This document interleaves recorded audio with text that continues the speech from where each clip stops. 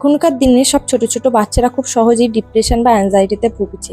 মানসিক স্বাস্থ্য নিয়ে বা মেন্টাল হেলথ নিয়ে কথা বলার কেউ নেই।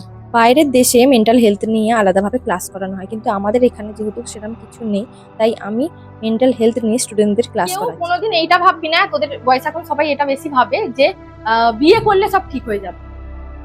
ঠিক আছে, স্কুল লাইফে প্রচুর মেয়ে বিয়ে করে নেয়, প্রচুর, আমরাও দেখেছি। বিয়ে করেছে, বাবা মা নিয়ে এসে ধরে আবার অন্য কারোর সাথে বিয়ে দিয়ে। বিয়ে করলে কোনোদিন কিছু ঠিক হয় না।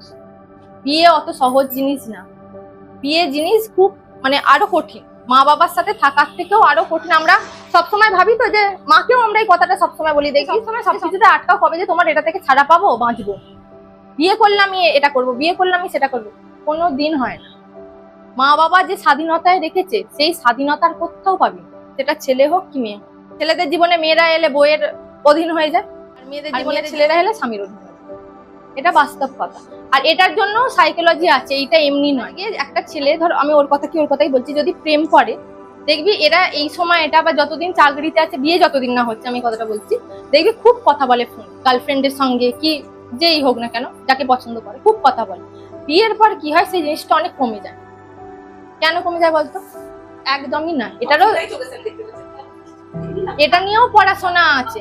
এটার জন্য এই যে ফিলোসফি পড়ছিস না, ফিলোসফি, সাইকোলজি, এগুলো ভীষণ ইন্টারেস্টিং সাবজেক্ট। পড়বি তত হিউম্যান সাইকোলজি বুঝবি। এইটার যে কারণটা হচ্ছে, ছেলেরা সারাদিনে 2000টা ওয়ার্ড ইউজ করতে পারে, এর বেশি ওদের কোটা নেই, কোটা শেষ। হ্যাঁ, এটা বাস্তব। আর মেয়েরা যেটা করে, মেয়েরা সারাদিনে 7000টা ওয়ার্ড ইউজ করতে পারে। মেয়েদের, হ্যাঁ, যে কারণে দেখবি জয়েন্ট ফ্যামিলিতে যদি বিয়ে হয় আলাদা বিষয়, কারণ জয়েন্ট ফ্যামিলিতে একটা মেয়ের সঙ্গে কথা বলার অনেক পার্টনার থাকে, অনেক রকম থাকবে, ননদ থাকবে, দেওর থাকবে, হয়তো বাড়িতে বাচ্চা কাচ্চা আছে, তার সাথে সময় কেটে যাবে। কিন্তু একটা ছেলে যখন চাকরি করে আসছে, সে তো কনস্ট্যান্ট সেখানে কথা বলছে, বসের সাথে হোক কি কলিগদের সাথে কনস্ট্যান্ট কথা বলছে। এসে তার আর ইচ্ছা করে না যে কথা বলবে।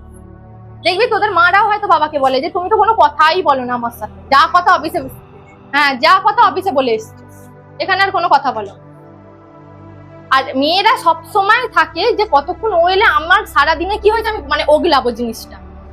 হ্যাঁ, ভেতরে পেটে মেয়েরা রাখতে পারে না কথা, যে কতক্ষণ আমি বলবো কথাটা, সে অপেক্ষায় থাকে।